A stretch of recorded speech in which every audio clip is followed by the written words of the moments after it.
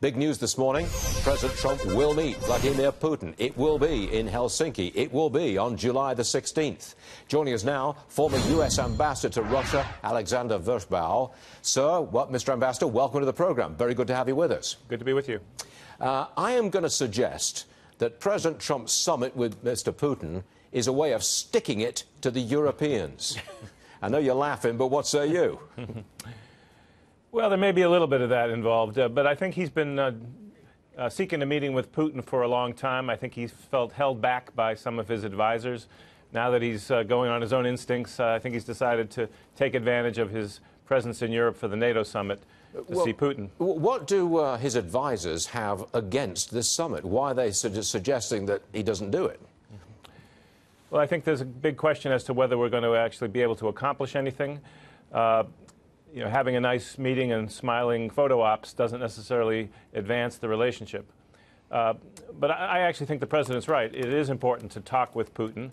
He is the source of a lot of instability and trouble in the world. He's still occupying parts of Ukraine. He's not working with us, but rather against us in Syria. So we need to address these differences head on. The question is whether will the president do that, or will he kind of accentuate the positive as he did with Kim Jong-un in Singapore? Mr. Ambassador, do you think there's anything that you can tell us now that President Trump will walk away with after that summit? What do you think he can get out of it? I scratch my head to try to think of what Putin is going to do. He's very stubborn on Ukraine. He wants to be able to dominate his neighbors, which is something we should never accept. He's basically giving Syria to Iran and Turkey rather than working with us. So, you know, maybe we could get some talks going on reducing military tensions, restarting nuclear arms control discussions, where the Russians, of course, have been violating one of the main treaties, so we have something to talk about.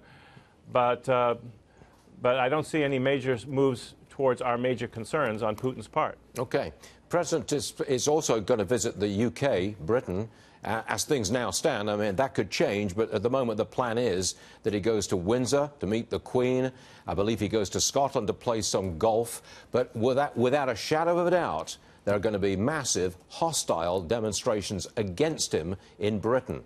Now, what do you make of that? What's the end game there after these demonstrations? Well, I think the demonstrations reflect partially opposition to President Trump on a personal level, but mainly I think it's opposition to U.S. policies, where we've diverged from Europe steadily over the year and a half of the Trump administration. Climate change, trade, there was a lot of outrage about the separation of migrant kids from their parents.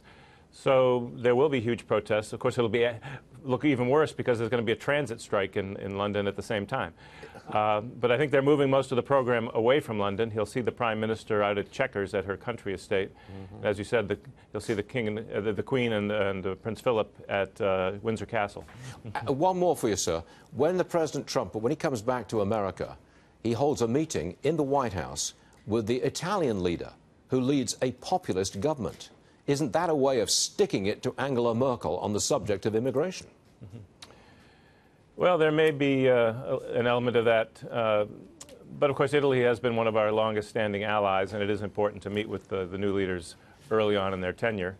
He'll, of course, see the Italians at the NATO summit, which is, I think, the main part of this visit. And I hope the president uses it to re-cement ties with our close allies, which is especially important before he sees Putin. You've got to go in with a united front rather than give Putin a sort of a gift of a divided NATO, which is exactly what he dreams about. And that's exactly what we've got at the moment, sir, I do believe. Mr. Ambassador, thank you very much for joining us, sir. We appreciate it. Thank you. You're welcome. Yes, sir.